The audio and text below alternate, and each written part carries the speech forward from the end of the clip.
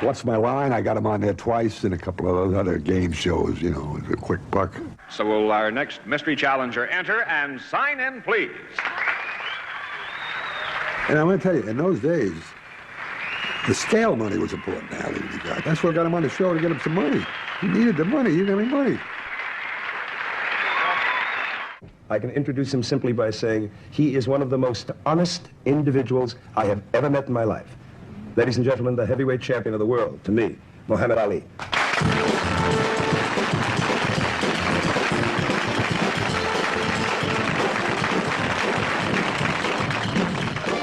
I'd like for you to tell the, what is the basis behind this teaching and this belief? We believe that since we are 22 to 30 million people and worked 310 long years, 16 hours a day for nothing, to enable America to be the 50th richest states on the planet, and fought in the Japanese War, the German War, the Korean, now dying in Vietnam, to uphold America's freedom and independence. We think now that the master should now say, slave, you helped me build a house and you didn't work so hard and tried to love me, but I wouldn't accept you. I shot your leaders and killed you. Now that you're free and educated now, here, take a few of these states, or go back to Asia and Africa now that you're educated, and build a government for yourself, and give us a good send-off, and we think this is the solution. Will you welcome, please, Muhammad Ali.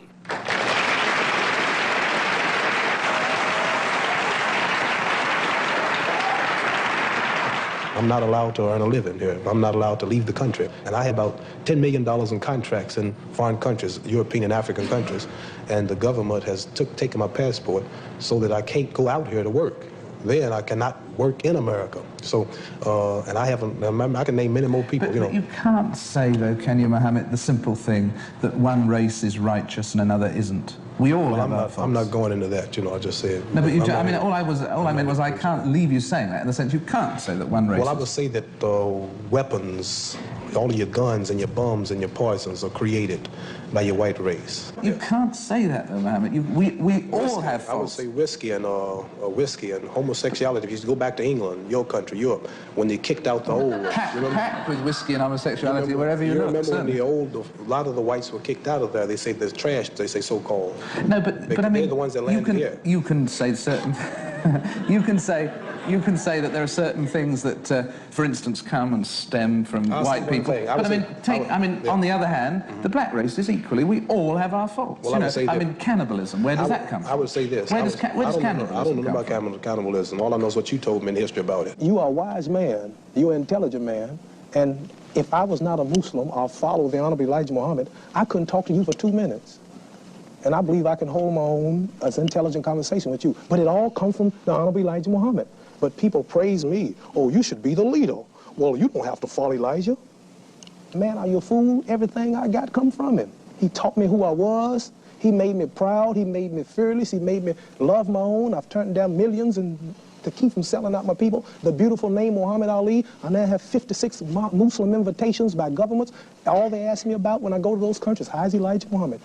You believe something which I happen to know isn't true. Now hold it. See, what is it that I believe? You believe it's not true. You believe that the entire white community is your enemy. I happen to know it's not your enemy. I doubt if there's anybody in this room who is your I'll tell enemy. You what. But I do believe that just as Hitler persuaded all the Germans to believe that all the Jews were their enemy, that the people are engaged in spreading this kind of virulence, and that some very, very sincere people get caught up in it. You're an example of it. It was very early on that I recognized that no board inquiring into his intellect could ever sincerely have come to the conclusion that he was too dumb to be drafted, because he was a very bright guy. 22 million black people in America.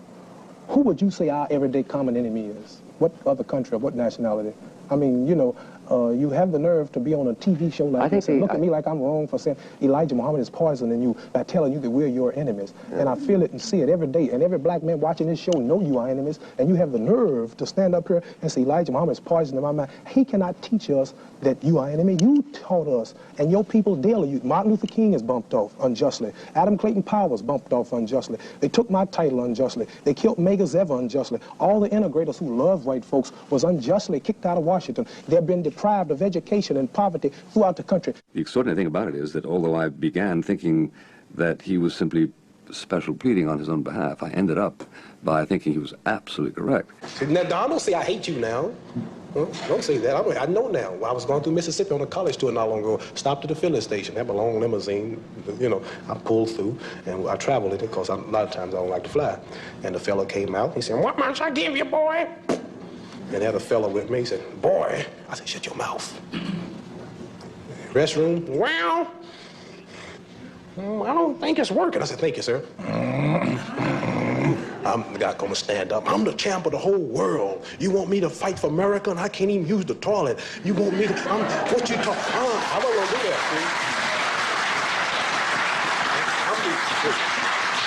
that, I had a right to say, I'm the Olympic gold medal winner. I'm Muhammad Ali, Cassius Clay. He's mad. He called the highway patrol and a Klansman might be around. I'm way back in there by myself and I can't box that good, you understand? So to avoid that booby trap, I said, shut your mouth. We'll go down the highway and find a place we can go. We went a little farther and we were welcomed in another one. So what I'm trying to say is like, I know where to go and where not to go. Boxing promoters around the country have had endless difficulty trying to arrange a fight for Cassius Clay, Muhammad Ali. But book publishers at Random House had no difficulty today getting 9 camera crews and about 100 reporters and photographers to a news conference to announce his autobiography. I have many, many things that I would like to say, I would like to talk about concerning the draft situation, concerning the boxing authorities and the steps that have been taken unjustly to not allow me to earn a living. Things and reasons what have motivated me to become a follower of the Honorable Elijah Muhammad. I'm going to tell it all just like it is, and I just can't wait to get started on this book. Exceed $200,000 for his book. Thank you very much. I wish you well with it. Thank you very much. Writing is as good as fighting. Say hi. Miriam, say hi.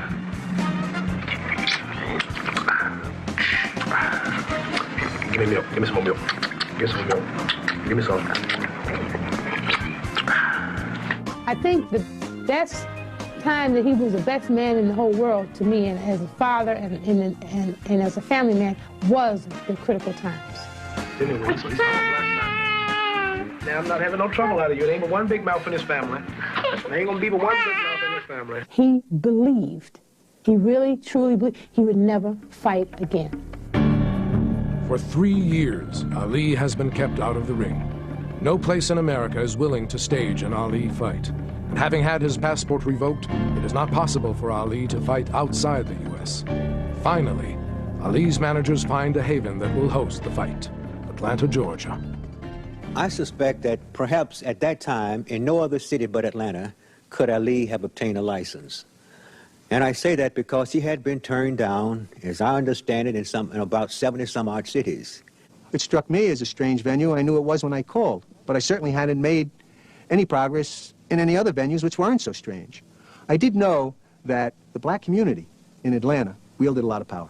The fight took place in Atlanta because Georgia had no boxing commission and no one there could stop it. But it also took place in Atlanta because Atlanta was the center of black political power in the United States. It was in Atlanta that black State Senator Leroy Johnson could marshal the resources to put on a heavyweight boxing match. It was in Atlanta where the blacks in the city exercised sufficient political power. They had a lot to say about what went on in city government and what could or could not happen in city government. And there was a Jewish mayor.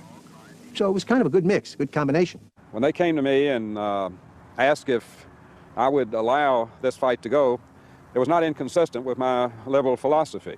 And so when we were fortunate enough to put the fight together in Atlanta and in Georgia, it was a revelation for black people. It was a new day. It was a revolution, so to speak.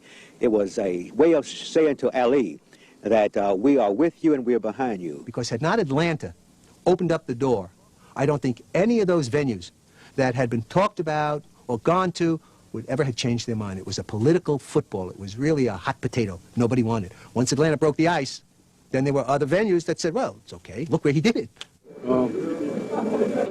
Yes, Angelo. Ali was just so grateful and so happy to be back in the ring and for the fight to happen. He didn't say much of anything. Not that much hoopla. He was very reserved and was very businesslike. I've been off not 1 year, but 3.5 years with a 6-week notice with about the best and the fastest and the trickiest man around today. So we don't have too much time to write poems or make fun. It's all serious business now.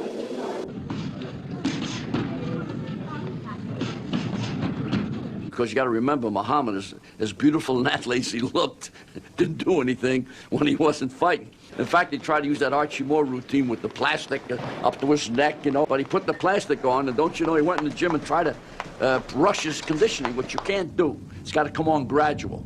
So what happened, he got so exhausted, the skin wasn't breathing, and he fought a guy in the gym and he got knocked down. But he trained real hard for that fight, got himself in great shape, and I liked the Quarry fight because it would bring out the best in him, and I can see where to go from there. It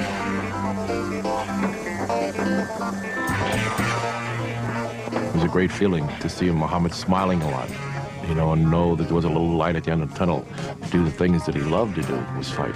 Ringside here from Atlanta, Georgia, where tonight there are 5,000 fans packed into this arena, anticipating a great fight, and primarily to see the return of a great heavyweight champion, Muhammad Ali, or as, of course, most all of you know him, Cassius Clay. Jerry Quarry, the #1 ranked challenger, who is, of course, tonight going to be fighting perhaps the toughest fight of Jerry's career. Muhammad Ali coming up with his handlers here. And I don't believe that anybody in this entire group is happier than this young man to once again have the opportunity to step into the ring. Boxing is his trade. Boxing is his fame. Introducing from Bellflower, California, he's wearing blue trunks. He weighs 197.5. Jerry Quarry. His opponent from Louisville, Kentucky, he's wearing white trunks. He weighs 213.5. Return of the champion, Muhammad Ali. Main event, 15 rounds. Tony. Muhammad